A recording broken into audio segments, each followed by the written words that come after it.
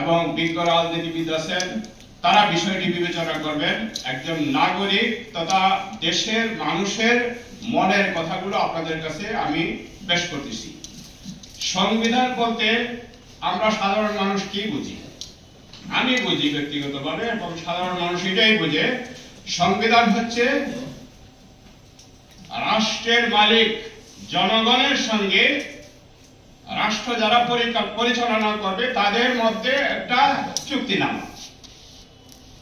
রাষ্ট্র পরিচালনা করবে, মেজর কি পার্সন হলো পলিটিক্যাল লিডার্স, এবং রাষ্ট্রের কিছু কর্মচারী থাকবে এমপ্লয়েড আর মনোনীত যারা, তাদের মধ্যে একটা চুক্তিনামা হলো সংবিধান।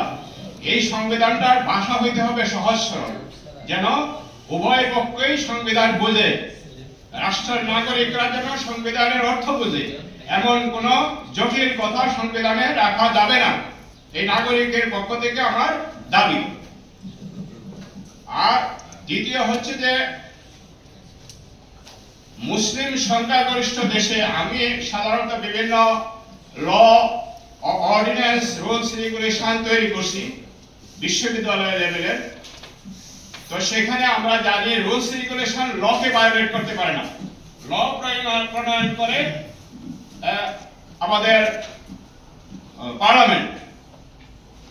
একটা মুসলিম দেশে আমি আমার দাবি হচ্ছে, এই দাবিতে আমরা সবাই ঐক্যমত হইতে পারি, ল সংবিধানকে ভায়োলেট করতে পারে না। এমন আমাদের সংবিধান এমন হইতে হবে যে কোরআন সুন্নাহকে ভায়োলেট করতে পারবে না। একটা দাবি হইলে আমাদের যথেষ্ট। এবং এই ক্ষেত্রে আমরা ইসলামী দল অনেকগুলো আছি, সবাই আমরা একমত হইতে পারি না যে আমাদের সংবিধান যেন কোরআন সুন্নাহকে ভায়োলেট না করতে পারে। এই একটা দাবি আমাদের জন্য যথেষ্ট। এবং এই দাবিতে আমরা সব ইসলামী দল এবং জনকল্যাণ ধর্মী যারা রাজনীতির দল সবাই ঐক্যমত হইতে পারি, তাই না? তো এই দাবিটাই আমরা ঐক্যমত হই। তৃতীয়, যে সংবিধানে স্বৈরাচার জন্মের পথ বন্ধ করতে হবে। এই ব্যাপারে আমার কিছু নিজস্ব আইডিয়া আছে, আপনাদের কাছে উপস্থাপন করতেছি। জনগণকে সামরিক প্রশিক্ষণের ব্যবস্থা বাধ্যতামূলক করা।